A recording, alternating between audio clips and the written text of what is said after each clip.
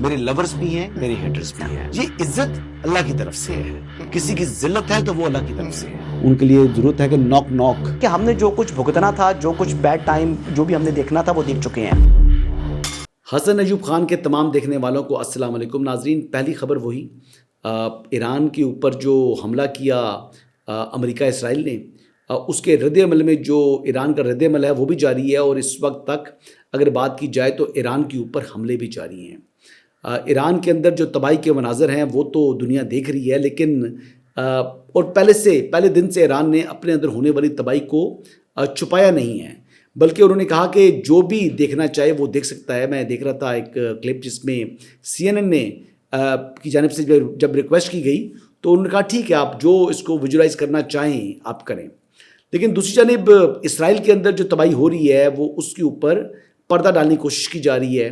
اسی طریقے سے اگر بات کی جائے تو UAE کے اندر یا قطر کے اندر یا دیگر ممالک کے اندر جہاں پر کوئی بھی ایسی سرگرمی ہوتی ہے تو وہ اس معاملے کو انڈر دا کارپیٹ کرنے کی کوشش کر رہے ہیں، اس کو چھپانے کی کوشش کر رہے ہیں، اس کی تشہیر کے اوپر اپنا سخت رد عمل دے رہے ہیں. یہ ایک بڑا ڈفرینٹ جو ہے نا وہ سچویشن سامنے آ رہی ہے. ایران کہہ رہا ہے کہ میں تباہ ہو رہا ہوں، مجھے اوپر حملے ہو رہے ہیں، جو کچھ ہو رہا ہے جس نے جو دیکھنا ہے دیکھ لے. لیکن اسرائیل اور تمام مڈل ایسٹرن جو ممالک ہیں وہ اس بات پر یعنی چھپانا چاہ رہے ہیں اس معاملے کو. ظاہری بات ہے ان کا جو مارکیٹ کے اندر ان کا کانفیڈنس ہے، ان کا ایک محفوظ ملک ہونے کا ایک پرسیپشن ہے، وہ شٹر ہوتا ہے، وہ تباہ ہوتا ہے، وہ شیکن ہوتا ہے. اور پھر ان کی جو انویسٹمنٹس ہیں، جو فورن ڈائریکٹ انویسٹمنٹ آئی ہوئی ہیں ان کے ملک کے اندر، وہ متاثر ہوتی ہیں. تو لہٰذا اب وہ اس معاملے کو چھپانے کی کوشش کر رہے ہیں. ایک اور اہم ڈیولپمنٹ اس معاملے میں یہ ہے کہ ایران نے سعودی عرب کا شکریہ ادا کیا. سعودی نے یہ بات واضح کر دی ہے کہ ان کی جو حدود ہیں وہ ایران کے خلاف استعمال نہیں ہوں گی. تو یہ بڑی زبردست ڈیولپمنٹ ہے، بالخصوص پاکستان کے لیے ایک بڑی کہتے ہیں نا کہ ایک ٹھنڈا سانس دینے کی جو ہے نا وہ مومنٹ آ چکی ہے پاکستان کے لیے، کیونکہ پاکستان کے ایران کے ساتھ بھی بہت زیادہ قریبی برادرانہ تعلقات ہیں، اور پاکستان کے سعودی عرب کے ساتھ بھی تعلقات ایسے ہیں جو پاکستان کسی صورت پر بھی وہ اس کو اگنور نہیں کر سکتا. وہ پاکستان اپنے آپ سے زیادہ اہمیت سعودی عرب کو دیتا ہے، اور یہ ڈیفنس پیکٹ بھی اسی سلسلے کی ایک کڑی تھی.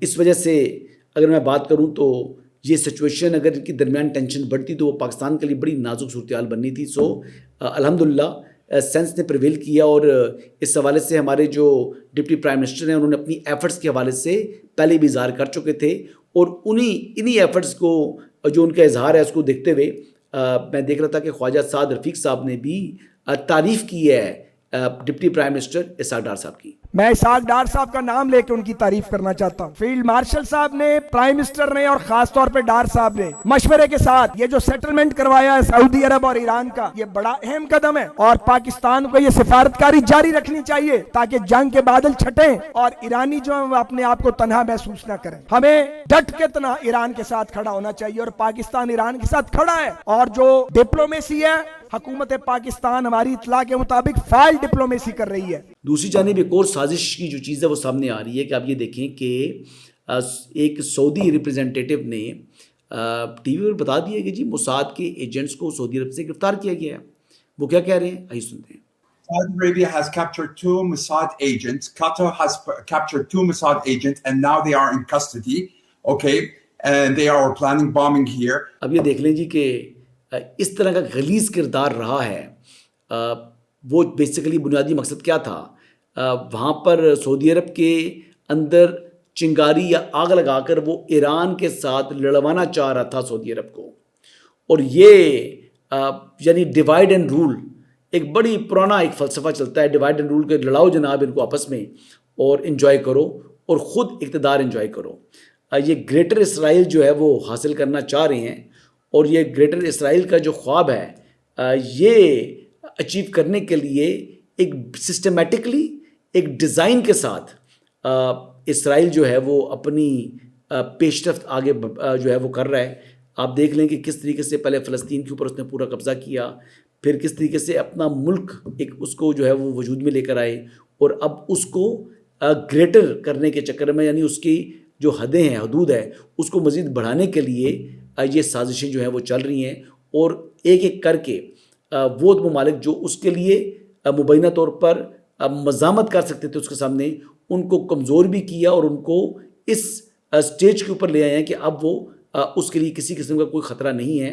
تو ابھی اسرائیل کے اوپر جو ہے ان کی توجہ مرکوز ہے، لیکن بظاہر مجھے یہ اس معاملے کے اندر اسرائیل اور امریکہ کی کامیابی کے امکانات نہ ہونے کے برابر دکھائی دے رہے ہیں. اصل معاملہ تو دیکھیں نا جی، وہ یو اے کے اوپر جو ان کے حملے ہو رہے ہیں یا یو اے کے اندر جو انہوں نے تباہی مچائی ہے وہ تو اپنی جگہ ہے، لیکن یو اے نے اسرائیل کو ضرور تسلیم کیا ہوا ہے، لیکن وہ اسرائیل تو نہیں ہے نا.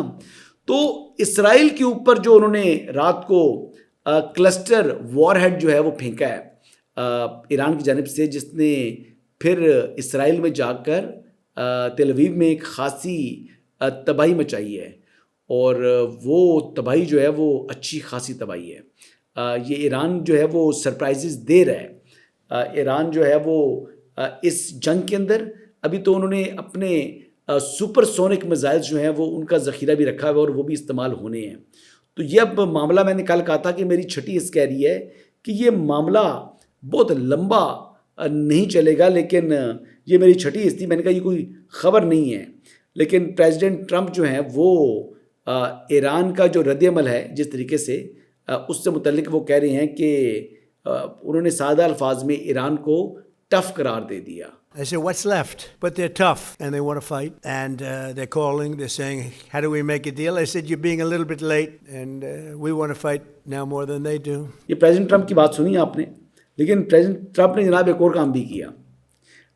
وائٹ ہاؤس کے اندر جو اوول آفس ہے اس کے اندر اپنے لیے جناب دعائیہ تقریب کا انعقاد کرا دیا ہے. یہ تقریب کی تھوڑی سی جھلکی دیکھیں. We are honored to come before your presence today, lifting up the arms of our president. We pray for your continued blessing and favor to rest upon him. We pray for wisdom from heaven to flood his heart, his mind, and Lord, you will guide him. دیکھیں اب آنے والے دنوں میں یہ کیا situation develop ہوتی ہے، لیکن بظاہر میں ابھی بھی کل والی بات پر اپنی قائم ہوں. میرا خیال ہے کہ یہ ایشو، یہ کانفلکٹ مزید زیادہ نہیں چلے گا. اب اس کو ایک کنارے لگنا ہے. جب میں کہتا ہوں نا ایک کنارے لگنا ہے تو اس کا مطلب یہ نہیں ہوتا کہ یہ 4 دن کے اندر حل ہو جائے گا. میرے خیال ہے کہ ودن ویکس ٹائم یہ ایشو ریزالو ہونا چاہیے، اور اگر نہیں ہوگا تو پھر جو پرابلم پاکستان کے اندر اس وقت تھوڑا بہت فیس ہو رہا ہے پھر یہ زیادہ بڑھ سکتا ہے. جیسے کووڈ طرز کے اوپر دوبارہ زندگی کو لے جانا، یعنی آن لائن جو ہے وہ جابس کے اوپر جانا، تعلیم کے حوالے سے بھی بہت سے ایجوکیشنل انسٹیٹیوشنز کو کہنا کہ آپ اس پر چلے جائیں. تو میرے خیال سے یہ پاکستان کے تو یہ ہے، باقی دنیا بھی بڑی متاثر ہو رہی ہے. اس لیے یہ سچویشن زیادہ دیر نہیں چلے گی. سر جوڑنا ہوگا اور اس معاملے کو حل کرنا ہوگا. ایران کے اندر بیسیکلی مجھے زیادہ کامیابی دکھائی نہیں دے رہی اسرائیل اور امریکہ کی. سو لہٰذا فائنینشیل کاسٹ بہت بھاری ہے، فائنینشیل کاسٹ بہت بھاری ہے، اور سب سے زیادہ کاسٹ اگر پے کی ہے کسی نے فائنینشلی بھی تو وہ مڈل ایسٹرن یا گلف ممالک ہیں. یہی اس وقت تک کی اپڈیٹس ہیں جی. انشاءاللہ مزید اپڈیٹس کے ساتھ آپ کی خدمت میں حاضر ہوں گا. اجازت چاہوں گا. اللہ حافظ.